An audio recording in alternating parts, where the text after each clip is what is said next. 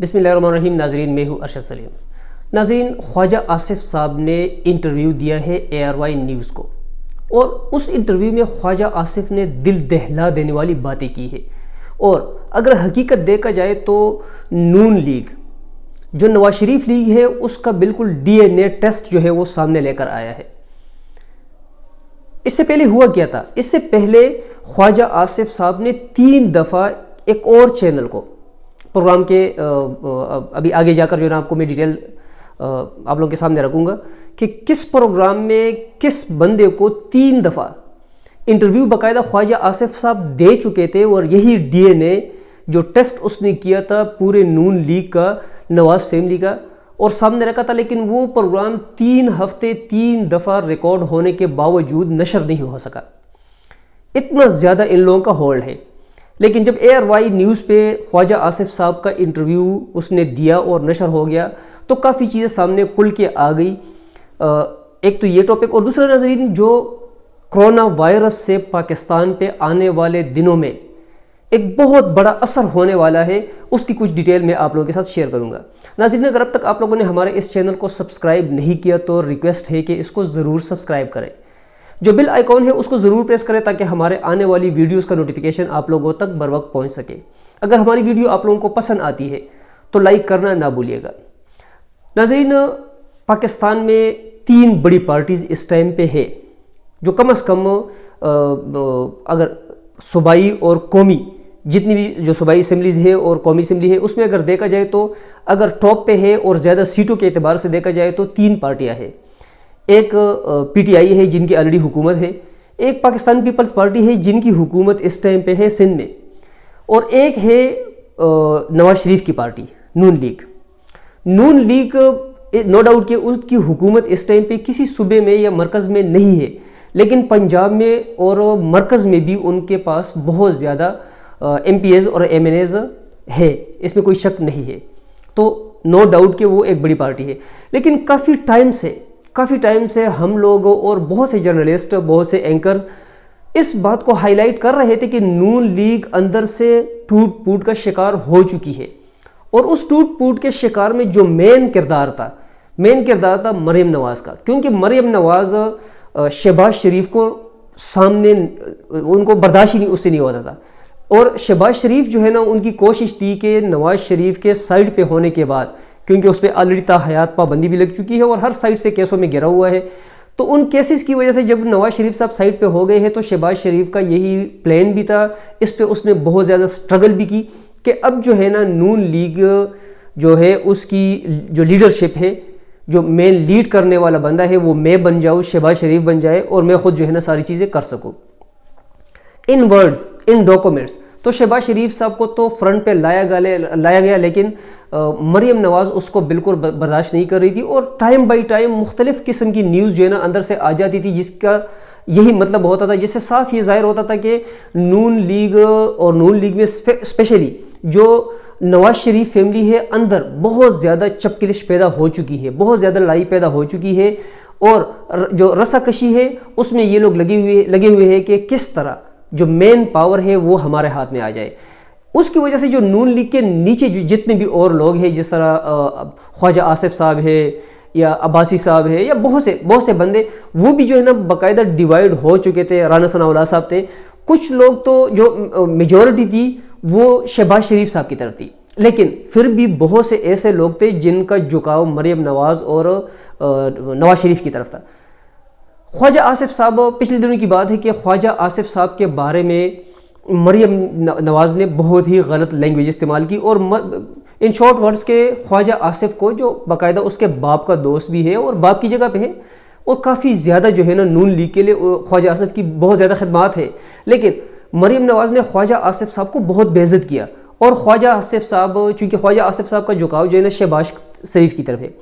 اور جو مریم نواز, نواز شریف, حمزہ شہباز اور اس طرح باقی لوگ جو ہے نا وہ الگ ایک گروپ بنا ہوا ہے. تو خواجہ آصف صاحب نے جو ہے نا یہ تہیہ کر لیا تھا کہ ان لوگوں کا DNA ٹیسٹ میں سامنے لے کر آؤں گا. DNA ٹیسٹ مینس کہ بہت سے ایسے راز جو ہے نا میں سامنے لے کر آؤں گا جس سے جو ہے نا دودھ کا دودھ اور پانی کا پانی ہو جائے گا.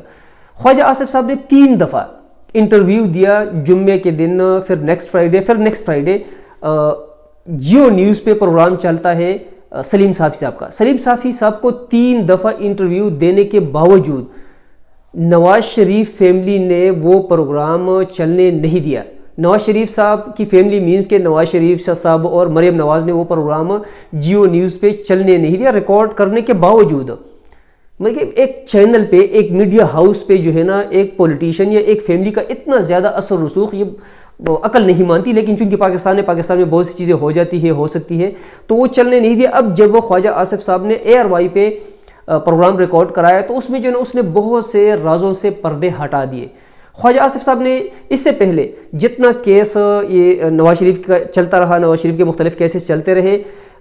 پاناما سے لے کر جو کیسوں کا ایک انبار لگ گیا تھا, منی لانڈرنگ اور بلیک منی اور کک بیکس وغیرہ, تو اس میں جو ہے نا نواز شریف, مریم نواز اور اس کی فیملی جو ہے نا, یہی ان کا بیانیہ چلتا آ رہا تھا کہ جو لندن کے فلیٹس ہیں وہ ہم لوگوں نے خریدے تھے 2006 میں.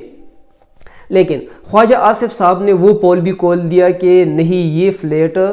1992 میں یہ فلیٹس خریدے گئے تھے. تو خواجہ آصف صاحب کے یہ بیان کرنے کے بعد ابھی یہ جو نواز شریف اور مریم نواز کے لیے گڑا مزید جو ہے نا گہرا ہو گیا ہے, جس میں جو ہے نا وہ ایک دن ایسا آئے گا کہ وہ پاکستان کے قانون کے گرفت میں جو ہے نا مزید سے مزید آتے رہیں گے. ابھی جو ہے نا یہ بھی آپ لوگوں کو پتہ ہے کہ شہباز شریف نے جو ہے نا آلریڈی اعلان کر دیا ہے کمنگ 15 کو پاکستان آنے کا. تو اس کا یہ مطلب ہے کہ جو شہباز شریف ہے وہ حکومت کے ساتھ ابھی کافی حد تک فرینڈلی ماحول میں آ جائیں گے. نون لیگ کا جو آنے والے وقتوں میں, جو آنے والے دنوں میں جو حالات سامنے آ رہے ہیں, جو سمجھ آ رہی ہے کہ نون لیگ جو ڈیوائیڈ پہلے سے ہو چکی تھی, لیکن اندر سے ہو چکی تھی 2 حصوں میں, لیکن ابھی وہ جو 2 حصے ہیں, 2 پارٹس ہیں, وہ بالکل کل کے سامنے آ جائیں گے. لیکن جو مین پاور ہے وہ آ جائے گی شہباز شریف کے ہاتھ میں, اور مریم نواز اور جو نواز شریف ہے وہ بالکل جو ہے نا پیچھے کی طرف ان کو دھکیل دیا جائے گا. دوسرا ناظرین, آپ لوگوں کو پتہ ہے کہ کرونا وائرس کی وجہ سے جو ہے نا بہت زیادہ حالات کشیدہ ہوتے جا رہے ہیں دن بدن.